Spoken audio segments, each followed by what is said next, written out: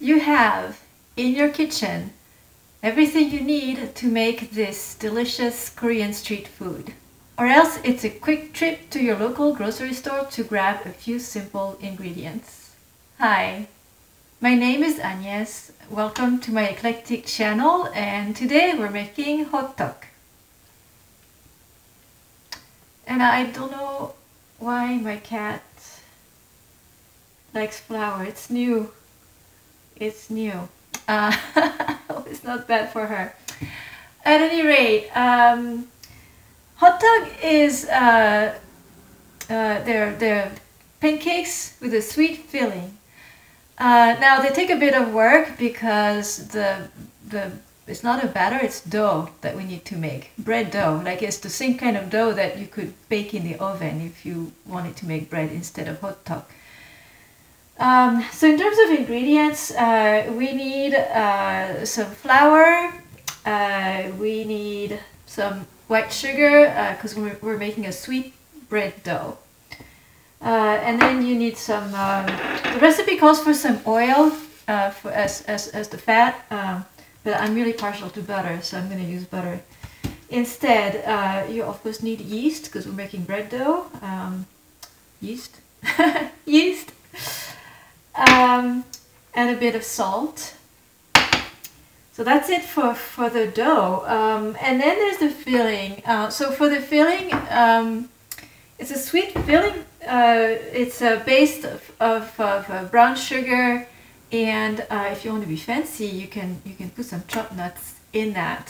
So I do have, my husband and I enjoy our hotteok, not too often, because we're not at that age where we can eat whatever we want and not gain an inordinate amount of weight. Yeah, we keep this in the fridge, it's all stuck. But that's my mix of brown sugar and nuts. Another thing you can add is some flavoring, and cinnamon is what the recipe I have calls for. My husband does not like cinnamon, so we don't have any cinnamon in here.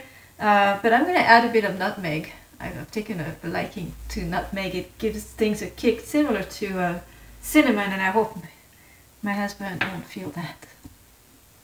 So let's get started. I am starting this at my stove. I'm making this. This is wintertime cooking here. And my kitchen is not very warm, so proofing can be difficult. I found a method by Mangchi. Actually, I'm also using her hotteok recipe. But this is a way of proofing bread dough that is foolproof, essentially. I never fail when I do it this way. So we're gonna start stovetop. Turn on the heat. The burner, medium heat.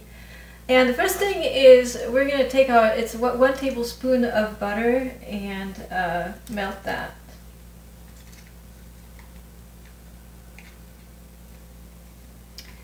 It also makes incorporating butter easier. Butter is delicious when you bake with it, but it's just hard. I don't like working with butter, but this melts it, and it just makes it easier. You gotta watch it though, you don't want the butter to burn, so I'm watching it carefully. And when it's just barely melted, I'm going to be adding a cup of water. That's another thing that the recipe calls for.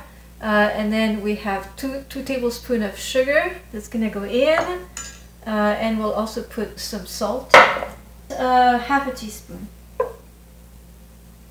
I put all the ingredients in the description. The butter is melted. It's time to pour the water. I'll go little by little because I don't want my butter to solidify.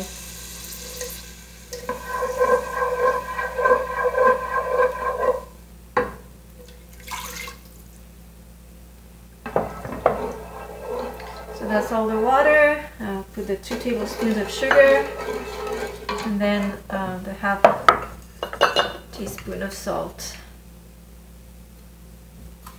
My salt got a lot of humidity. We just had a tropical storm. I live up north, so it was just a lot of rain, but the air was terribly humid yesterday and really warm, so I opened my house. Warm for November. So yesterday I let all that warm, very moist air in. Maybe that was a mistake. Okay, so then we want to turn off the heat. You gotta manage this because we're proofing, so the point of using stovetop is to get the heat, but you don't want to kill your yeast. Too hot. So I'm gonna have to let this sit until it gets down to a little lower temperature, and then we'll add the yeast. Alright, I'm down to the point where my liquid feels warm to the touch but not hot, so this is a good temperature for the yeast. So we want to throw in 2 teaspoons.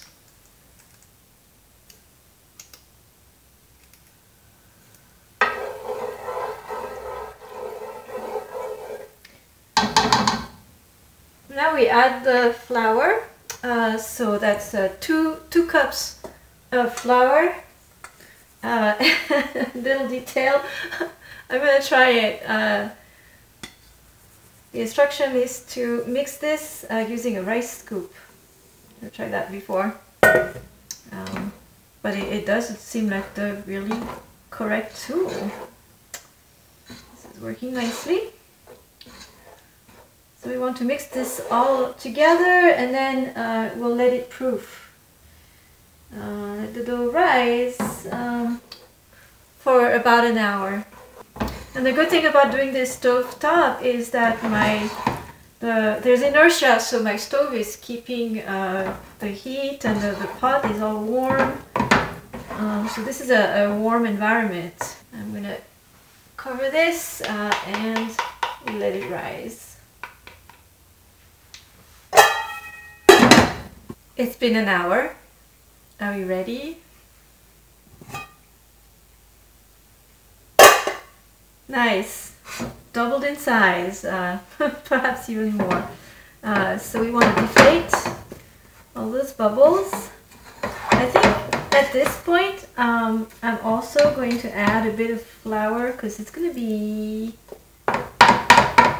hard to work with. So I don't want to overdo it because we do want a soft, elastic dough. This is crazy elastic, so it's nice.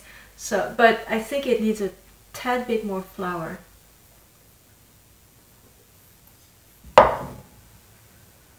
I'm also gonna give this more heat, so I just put it on low just to reheat my pot, because at this point the pot is completely cooled off. Because we want to let it, we want to knead it and then let it rise for another about 10 minutes.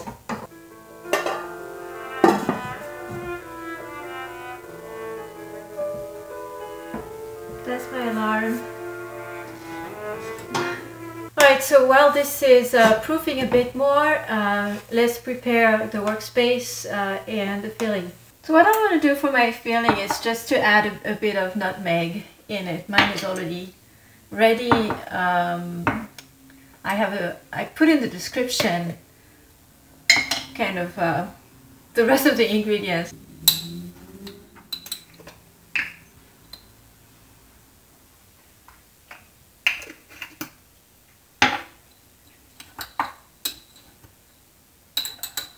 I've allowed the dough to proof again, and it got bigger again in just 10 minutes. I was closer to 15. I got sidetracked a little bit. And then what we want to do is we need to knead this like you would with bread dough. So the rule of thumb here is I say put on one of your favorite songs, standard length, you know, for 5 minutes, and knead for that amount of time.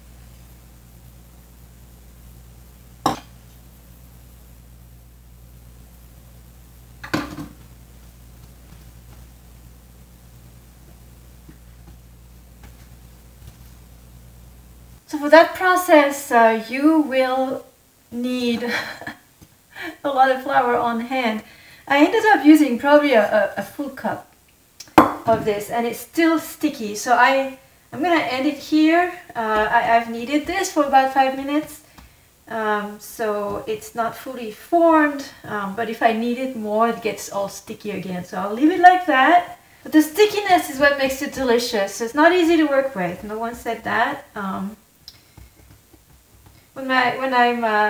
My husband has a different method for this, but it only works if it's 2 people. Because essentially his hands are really just sticky, and he puts water on his hands and he'll handle the dough, and I'm the one who scoops the filling on it. And I handle the pot and everything because I got clean hands. But here I'm working alone, so I'm following the standard method that I'm showing you, but gosh, this is still very sticky. So here they are, 8 pancakes ready to go. I'm gonna make just one because that's all I can eat in one sitting. This is quite hearty.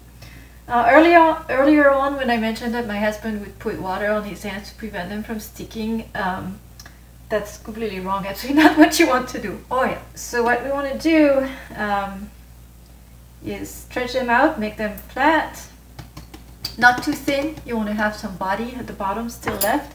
Scoop, put about a spoonful of filling, and then close them up. So you make little stuffed balls with these. So like I said, I'm making just one. So let's go and cook our hotteok. So I've heated my pan and I'm going to put some oil in it.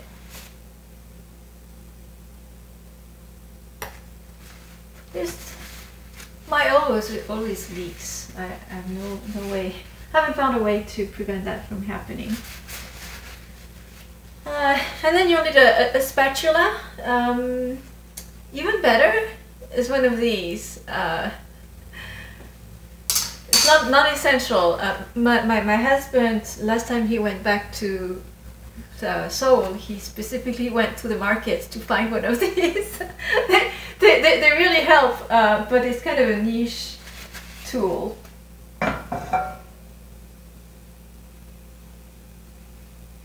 My husband loves hotteok. He's got all those childhood memories, and that's the street vendors, they have these. So the key is to let it cook just for a little bit. Allow the bottom to become a little hard. I don't know how to say it, but like no longer raw. Just allow that to happen, and then we'll flip it.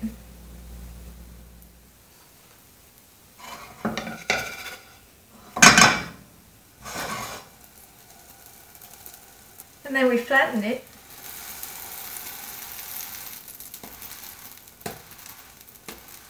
So see, the spatula works just fine if you're making just one and it's in the middle of your pan, but if you have more and they're closer to the edges, then you can use this tool. This will ensure a nice and really uniformly flat pancake. If this is your first one ever, or for a while like it is for me, flip it several times. I mean, there's no harm in doing that. You do want to flip it at least once. No, you flip it like you want to flip it at least 1 second time, because there was some uncooked dough that we had from when we flattened it. So you want to do that and flatten some more. But see, mine is nice and golden around the edges, which is very nice. So I'll let it cook a bit more, and then it'll be ready. We're ready to taste. These are really best off the hot frying pan.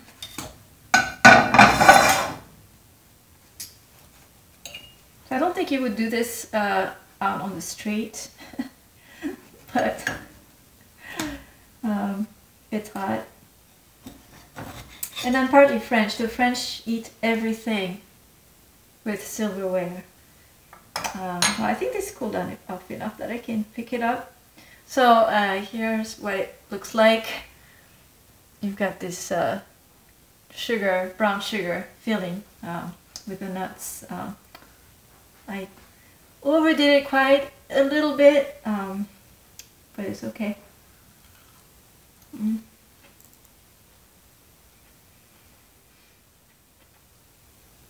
So this is a little gooey inside, a little crunchy on the outside. There's the taste from the yeast that's mixed with the sweet filling, and in my case I got nuts in there as well. So this is really good.